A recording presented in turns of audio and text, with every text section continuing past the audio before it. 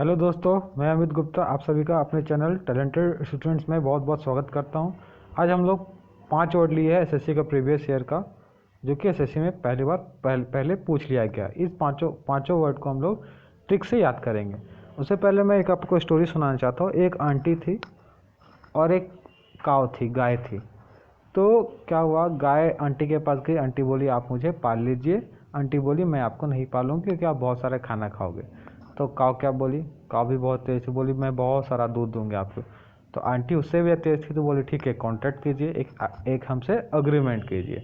और दोनों में अग्रीमेंट हो गया। फिर आंटी ने काव को पाल लिया। चलिए अब हम लोग 5 वर्ड हमारे पास है। पहला वर्ड है ऑब्नॉक्सियस, दूसरा वर्ड है कावेनेंट, तीसरा डिफरेंस, चौथा एब्रोगेट, पांचवा इंटरप्रेट। ये पांचों का हम लोग ट्रिक देखेंगे। पहला वर्ड है ऑब्नॉक्सियस। ऑब्नॉक्सियस को हम लोग पढ़ेंगे तो हम लोगों को सुनाई देगा, ऐसा लगेगा अब नो ऑक्सीजन, अब नो ऑक्सीजन। इस वर्ड में देखिए ओबी को मान लीजिए ए बी, नो को नो, और इसको फिर से ऑक्सीयस को ऑक्सीजन पढ़ लीजिए। तो अब नो ऑक्सीजन, जब ऑक्सीजन नहीं रहेगा तो हम लोग के लिए जो सराउंडिंग रहेगा वो बिल्कुल अनप्रेजेंट हो जाएगा। हम लोग उसमें सांस नहीं ले पाएंगे, हम लोग वो बिल्कुल डिस्कस्टिंग हो जाएगा हमारे लिए। ठीक है, तो पहला वर्ड जो हमारा ऑब्नॉक्सियस है, इसका जो मीनिंग है अब नो ऑक्सीजन मतलब बिल्कुल अनप्रेजेंट, इसका मतलब है डिस्गस्टिंग हो जाएगा। ठीक है, दूसरा हमारा वर्ड है कावेनेंट। ये वही वर्ड है काव और आंटी वाला। ठीक है, इन दोनों के बीच में एक कॉन्ट्रैक्ट हुआ था। ठीक है, तो इसका सेम मीनिंग हो जाएगा कॉन्ट्रैक्ट। तीसरा वर्ड है डिफरेंस। इसका जो ट्रिक हमारे नीचे आई है, ठीक है, डिफरेंस, इसको हम लोग पढ़ेंगे D reference. D reference trick के लिए डी रेफरेंस, हम लोग किसी के पास काम, कहीं पे हम लोग को कोई काम कराना है, हमारा काम नहीं हो रहा है, कोई ऑफिसर के रेफरेंस से हम लोग फिर गए तो हमारा क्या हो गया, हमारा काम हो गया। ठीक है, कोई ऑफिसर की मदद कर गए तो हमारा काम हो गया। तो हम लोग क्या किए, किसी ऑफिसर का रेफरेंस लिए, तो ऑफिसर का बहुत रिस्पेक्ट होगा, तभी उसके बाद का वैल्यू रख के हमारा कोई भी काम हो जाता था। डिफरेंस मतलब हम लोग याद करेंगे कि रिस्पेक्ट करना। ठीक है, रिस्पेक्ट। अब बात है चौथा वर्ड है एब्रोगेट। एब्रोगेट का जो ट्रिक है हम लोग देखेंगे यहाँ से। एब्रोगेट, अब रो गेट पे। अब क्या है कि मान लीजिए किसी बंदे का शादी हो गया है, अब उसकी बीवी तो भाई तैयार होने वाली रहेगी।